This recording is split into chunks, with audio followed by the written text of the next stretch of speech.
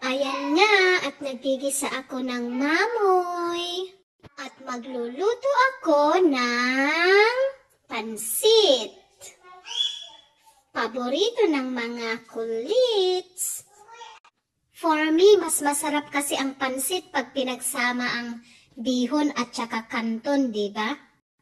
At syempre, hindi mawawala ang gulay sa pansit. At yan nga, nilagyan ko na ng tubig at mga pampalasa.